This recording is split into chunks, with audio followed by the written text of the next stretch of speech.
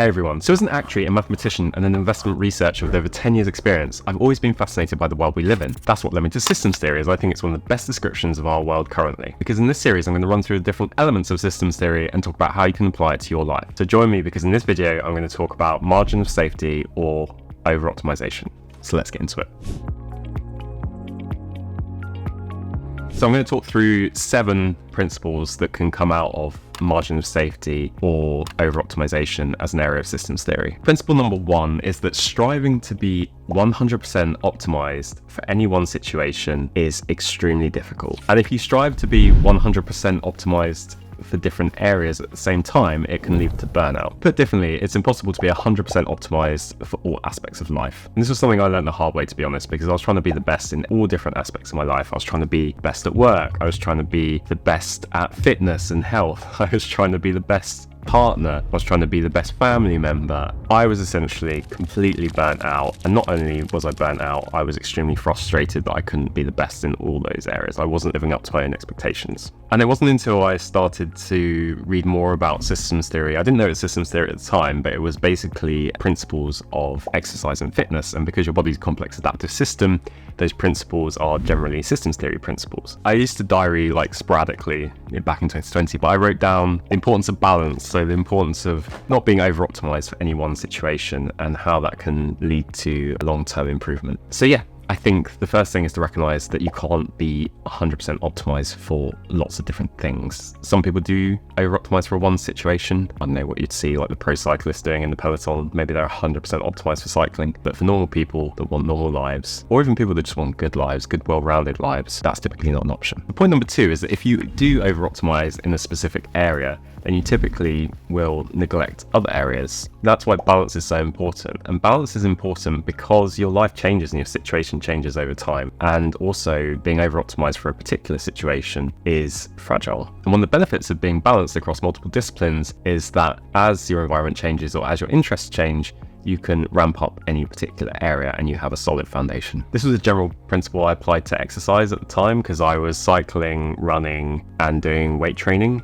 And I definitely wasn't the best in any of them, but I was able to ramp up each one as I had a competition near. So for exercise or weight training, I did high rocks. I did an ultra event for cycling, so I definitely ramped up cycling there. And then for running, I ran a marathon, so I focused on running. So I definitely wasn't the best at any of those individually, but I was able to ramp up and achieve in each area. And I think that just shows the importance, maybe on a shorter term, of balance. But going through your life, obviously things are going to change. So you might want to focus on your career at some point. You might want to focus on your family at some point. And you might want to focus on your own health at some point. But keeping all three kind of on the back burners means that you can ramp up as needed. And it means if you do suddenly find your situation changing, you've got one of those in reserve that you can easily go to. I think as soon as you accept that there are going to be trade-offs and you can't be 100% to everything, that's a big weight that can be lifted. But it also means that in accepting that, you have to accept some short-term hits, which means that, yeah, at any one point, you might not be the best at work. At any one point, you might not be the best partner. At any one point, you might not be the fastest runner. But the aim of being balanced across those is that over the long term, you benefit from the compounding of those gains. So those little investments in each area compound over time, often non-linearly, and that means that you get out typically more than you put in. So it's always worth putting even a little bit into each of those areas. I think back to my 20s when I was just traveling around the world with my career. I was putting all of my time and effort into it, giving it my all. When I came back from my travels, I found that I had no cycling fitness at all, which really frustrated me, and I really struggled, being extremely slow, and I kind of assumed that I would be able to do it all. But looking back, I just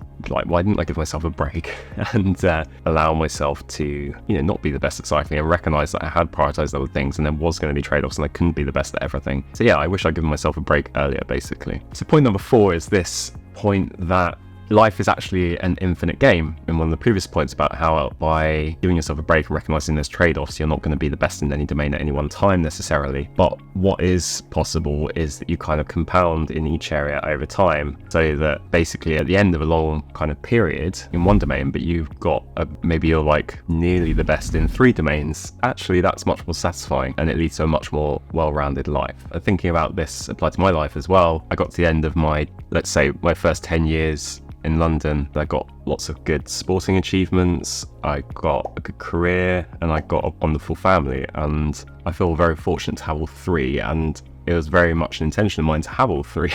I didn't want to over-prioritize my career at the expense of my family. I didn't want to deprioritize my health at the expense of my career. Balance was extremely important to me, and I ramped up each one at any one point throughout those 10 years. So there were times when cycling made a lot of sense, there were times when family made a lot of sense, i.e. now, and there were times when career made a lot of sense. So having all three and being able to push them at any one point, I found has led to overall life success. So point number 5 is another reason why we might want a margin of safety in life or not be over-optimized for a specific thing, and that's because our environment changes constantly, and time changes, and our situation changes, and life is just full of change. And if you're over-optimized for one thing, then it's going to be extremely difficult to flow with those changes and survive. So as I said, as you get older, you probably want to be prioritizing different things. So family over career, or home time versus travel. There are lots of different things that cause our external circumstances to change, and we want to be able to flow with those changes. But if we're over optimized for a specific environment, we may not be able to flow with those changes. Point number 6 is that having a margin of safety or not being over-optimized also means that if something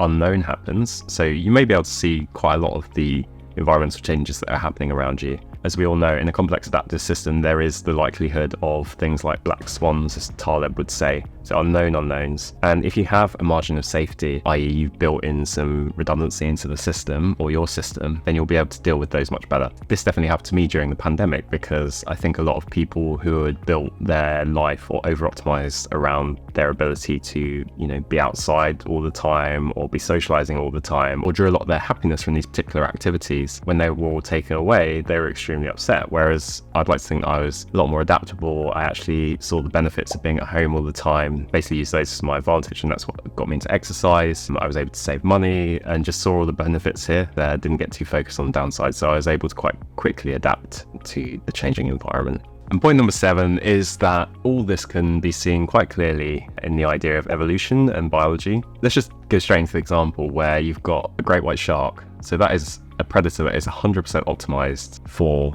the sea. But if you change that predator's environment and put them on the beach, they basically die, they go extinct. And that's just an extreme example of how over-optimization can lead to extinction and just vulnerability when situations change. So biology, if you want to learn more about complex adaptive systems, is actually a great place to start. I think we're brought up to think in a very kind of deterministic physics way, but physics is good at dealing with sort of one thing or two things. But then there's the famous 3-body problem, which is a complex dynamical system that ends in chaos. And then just think about how many elements are within a human or within a community, and how they all interact. It's going to be extremely complex. So biology is often a great starting point to start thinking about complex adaptive systems. Think about over-optimization in terms of evolution and how it can lead you vulnerable to changing circumstances. Right, so that was my video on over-optimization and margin of safety. I hope you enjoyed it. If you want to hear more from me, don't forget to check out this one here. Thank you.